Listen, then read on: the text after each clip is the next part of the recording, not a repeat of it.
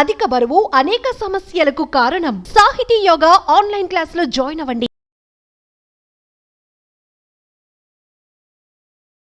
నమస్తే, welcome to Suman TV. మోకాళ్ళ నొప్పులు సర్వసాధారణంగా వినిపించేటువంటి సమస్య. ఇది చాలా మందిలో మనకి ప్రస్తుత కాలంలో వినిపిస్తున్నటువంటి సమస్య అని చెప్పుకోవచ్చు. అయితే ఈ మోకాళ్ళ నొప్పులు ఉన్న వాళ్ళు ఎటువంటి పనులు ముఖ్యంగా చేయకూడదు, అండ్ సర్జరీకి ఎప్పుడు వెళ్లాల్సిన అవసరం ఉంటుంది, సర్జరీ వరకు అసలు వెళ్లాల్సిన అవసరం ఉంటుందా, పిఆర్పి థెరపీ తోటి మనం ఈ ట్రీట్మెంట్ తీసుకోవచ్చా, ఇది తీసుకోకూడదు, ఇలాంటి మిత్స్ చాలా మందికి ఉన్నాయి. అవన్నీ క్లారిఫై చేసేందుకు మనతో పాటు ఉన్నారు senior orthopaedic surgeon doctor Vijay Bhaskar గారు. Hello sir. సార్, మోకాళ్ళ నొప్పులు సో జనరల్లీ ఏంటంటే కొంత వయసు వచ్చిన తర్వాత లేకపోతే ఒబేసిటీ ఉండేవాళ్ళు ఇవన్నీ కంప్లైంట్ చేస్తుండేవాళ్ళు. నవేడేస్ చాలా మందికి అది సమస్య చూస్తూనే ఉన్నాం. మీ దగ్గర కూడా చాలా మంది పేషెంట్స్ వస్తూ ఉంటారు కాబట్టి చూస్తారు. So first of all reason అనేదానికి చాలా మందికి ఇది తెలిసిందే, రీజన్స్ ఏంటి అనేది. బట్ మోకాళ్ళ నొప్పులు వచ్చిన వాళ్ళు చేయకుండా ఉండవలసిన పనులు కూడా ఏంటి అనేది కూడా తెలుసుకోవాల్సిన అవగాహన ఉంది కదా. అబ్సల్యూట్లీ. మనం ముందు అనాటమీ ఆఫ్ ద నీ, మోకాల్కి సంబంధించిన అనటామికల్ స్ట్రక్చర్, దాని ఫిజియోలాజికల్ యాక్టివిటీస్, పెథలాజికల్ చేంజెస్ గురించి తెలుసుకోవాల్సిన అవసరం ఉంది. మోకాల్ అన్నది ఒక హింజ్ జాయింట్ అండి. జస్ట్ వన్ సైడ్ ఓపెన్ అవుతుంది. దీన్ని మనం హింజ్ జాయింట్ అంటాం. హింజ్ జాయింట్ అంటే డోర్ క్లోజ్ అయ్యి ఓపెన్ అయ్యేదాన్ని హింజ్ జాయింట్ అంటాం. దీనికి మనకు ముఖ్యంగా ఈ రెండింటి ఎముకల మధ్యలో మెనిస్కస్ అని ఒక సాఫ్ట్ బోన్ ఉంటుందండి. ఈ మెనిస్కస్ షాక్ అబ్జర్బర్ లాగా మనల్ని ప్రొటెక్ట్ చేస్తుంది ఈ మోకాల మధ్యలో. ఈ లిగమెంట్, దీన్ని ఏసిఎల్, యాంటియో క్రూషియేట్ లిగమెంట్ అంటాం. ఇది మోకాలు ముందుకు జారకుండా ప్రొటెక్ట్ చేస్తుంది. అలాగే వెనకకు కూడా ఒక లిగమెంట్ ఉందండి. ఇది పోస్టియో క్రూషియేట్ లిగమెంట్. ఇది మనల్ని మోకాలు వెనకకు జారకుండా చూస్తుంది. ఈ సైడ్స్లలో ఉండే లిగమెంట్స్ ఏవైతే ఉన్నాయో ఇవి మనల్ని పక్కకి తగలకుండా ప్రొటెక్ట్ చేస్తుంది. These are the most important. Thigh bone femur bone అంటాం, లెగ్ బోన్ని టిబియా బోన్ అంటాం. దీనికి మధ్యలో ఫామ్ అయ్యే జాయింట్ నీ జాయింట్ అండి. దీనికి ముందట ఇక్కడ ఒక స్మాల్ రౌండ్ చిప్ప ఎముకలాగా ఒక రౌండ్ పటెలా బోన్ అని ఉంటుంది. ఈ మూడు బోన్స్ కలయికనే మోకాలండి.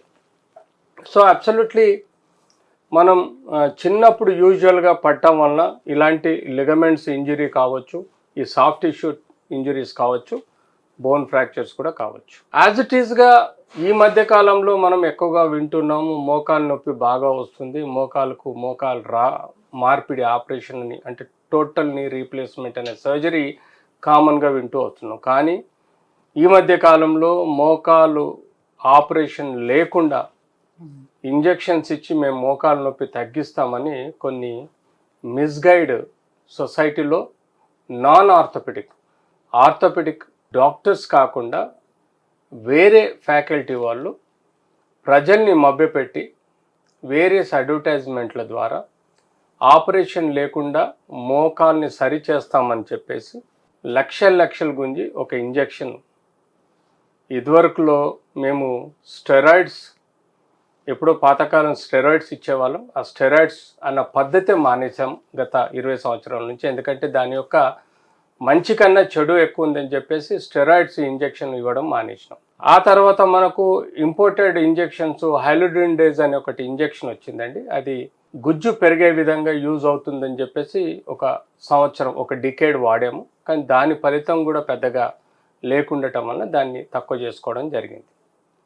ఈ మధ్య కాలంలో పిఆర్పి అని, గ్రోత్ ఫ్యాక్టర్స్ అని ఒక విపరీతమైన లక్షల కోట్లు ఖర్చు పెట్టి మీడియా అడ్వర్టైజ్మెంట్స్ ఇచ్చి పేషెంట్ నుంచి 4 ml బ్లడ్ తీసి దాన్ని సెంట్రిఫ్యూజ్ చేసి దానిలో ఉండే ప్లాజ్మా ప్లేట్లెట్స్ని సపరేట్ చేసి ఆ ప్లేట్లెట్స్ ఇవ్వటం వలన ఆ డిఫెక్ట్ అయిన జాయింట్లో డిఫెక్ట్గా ఉన్న కార్టిలేజ్ దగ్గర ఇవ్వటం వలన రీగ్రోత్ అవుతుంది. ఆపరేషన్ అవసరం లేదు.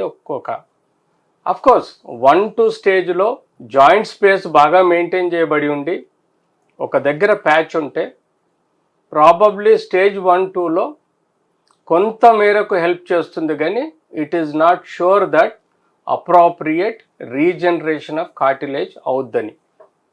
కేవలం ఒక ఛాన్స్ తప్ప కన్ఫర్మ్గా కూడా రీజనరేషన్ అవుద్దనేది తెలియదు. ఎందుకంటే మీరు ఇచ్చేది లిక్విడ్, జాయింట్లో ఉండేది లిక్విడ్. అక్యురేట్గా ప్యాచ్లో మీరు ఇంజెక్ట్ చేసినా కూడా ఆ ప్యాచ్లో ఈ మందు ఈ ప్లేట్లెట్స్ ఇమిడిపోయే ఛాన్సెస్, గ్రోత్ ఫ్యాక్టర్ కానీ ప్లేట్లెట్స్ కానీ ఇమిడిపోయే ఛాన్సెస్ తక్కువ. అది మళ్ళీ సైనోయిల్ ఫ్లూయిడ్లో కలిసిపోయి ప్రాపర్ రీజనరేషన్గా అయ్యే ఆస్కారం లేదు. ఎందుకంటే బోన్ పైన ఉన్న మెత్తటి పొర దెబ్బతిన్నప్పుడు ఆ బోన్ ఎండ్స్ అంతా ఫైబ్రోసిస్ అయిపోయి అక్కడ బోన్ మందగించి గట్టిపడుతుంది. దానివల్ల రక్త ప్రసారం ఉండదు. మీరు ఇచ్చే ఇంజెక్షను రక్త ప్రసారం లేనిది రీజనరేట్ కాదు. Fact is this. మీరు ఇచ్చే ప్లేట్లెట్స్ కానీ లేకపోతే గ్రోత్ ఫ్యాక్టర్స్ కానీ ఆర్ హెలరిడేస్ కానీ మీరు ఇంజెక్షన్ ఇచ్చినప్పుడు అది డెప్త్లోకి అయితే ఇవ్వరు. ఎప్పుడైతే ఇక్కడ మనకు కార్టిలేజ్ అరిగిపోతుందో అక్కడ బోన్ ఎడ్జ్ అది ఫైబ్రోసిస్ అయిపోతుంది, బోన్ గట్టిపడుతుంది. అక్కడ డెడ్ టిష్యూ ఉన్నట్టే, అక్కడ రక్త ప్రసారం ఉండదు. మీరు గుడ్డిగా ఒక నీడిల్ తీసుకొని ఏదో అల్ట్రాసౌండ్ స్కానింగ్లో కానీ లేకపోతే సియామ్లో కానీ ఆ నీడిల్ అక్కడే పెడుతున్నాను అక్కడే ఇస్తున్నాను అనుకుంటారు, కానీ వీఆర్ నాట్ షూర్ ఆ నీడిల్ అక్కడికే పోయిందా లేదా. ఇన్ కేస్ పోయినా కూడా రక్త ప్రసారం లేని చోట మీరు గ్రోత్ ఫ్యాక్టర్స్ కానీ లేకపోతే మీరు ప్లేట్లెట్స్ ఇవ్వటం వలన రీజనరేట్ ఎట్లా అవుతుంది నాకు చెప్పాలి. సెకండ్, మీరు రీజనరేట్ అవుతుందని చెప్పేసి మీరు ఆ ఇంజెక్షన్ ఇచ్చి ₹1,00,000 తీసుకుంటున్నారు, మళ్ళీ అనెస్థీషియా ఇంజెక్షన్స్ చుట్టూ ఇస్తున్నారు, జాయింట్ చుట్టూ అనెస్థీషియా ఇంజెక్షన్స్ ఇస్తున్నారు. అంటే మీరు టెంపరీగా పేషెంట్ని మభ్య పెడుతున్నారు. ఎందుకంటే ఈ అనెస్థీషియా ఇంజెక్షన్ ఇవ్వటం వలన ఇమీడియట్లీ మీకు రిలీఫ్ వస్తుంది.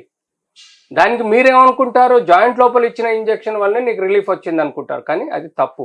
నాలుగోది, ఇంకో తప్పు ఏం చేస్తున్నారంటే రేడియో ఫ్రీక్వెన్సీ అని చెప్పేసి ఒక లేజర్ ఎఫెక్ట్ తోటి చుట్టూ ఉండే నరాలని నంబు చేస్తున్నారంటే సున్నితం అంటే దానికి ఆ నొప్పి ఫీలింగ్ రాకుండా చేస్తున్నారు. అది one of the most dangerous part. Ozone అని చెప్పేసి ఇంకొక థెరపీ ఉంది.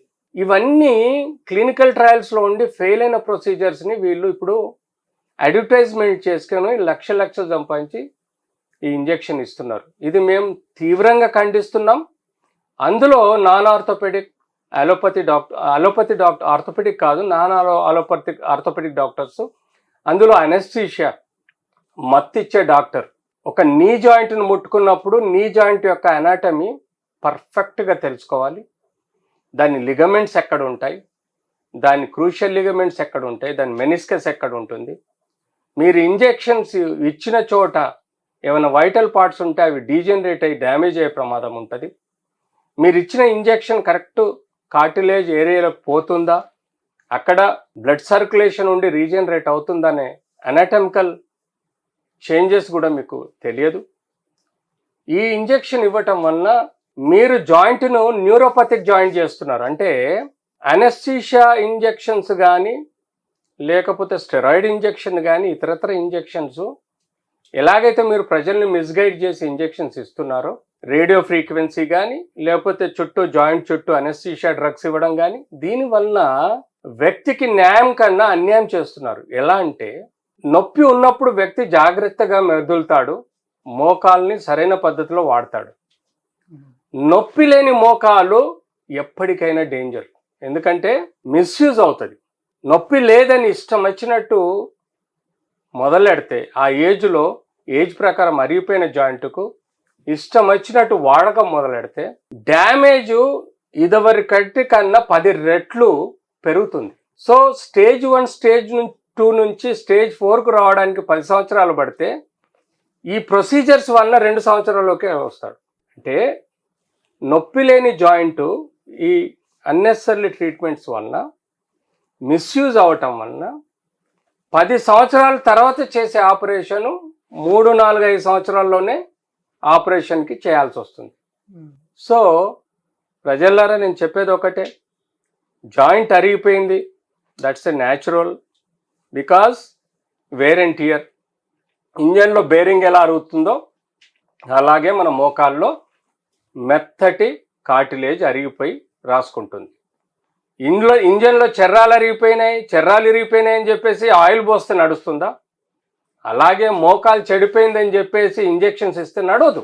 మనము ఇంజన్లో ఎలాగైతే చెర్రాలు ఇరిగినా బేరింగ్ అరిగినా మనం బేరింగ్ ఎలాగైతే మారుస్తామో అలాగే మోకాలికి స్టేజ్ 4లో, నేను చెప్పేది స్టేజ్ 1, 2, 3లో కాదు. స్టేజ్ 1, 2, 3లో మేము అసలు సర్జరీయే చెయ్యము.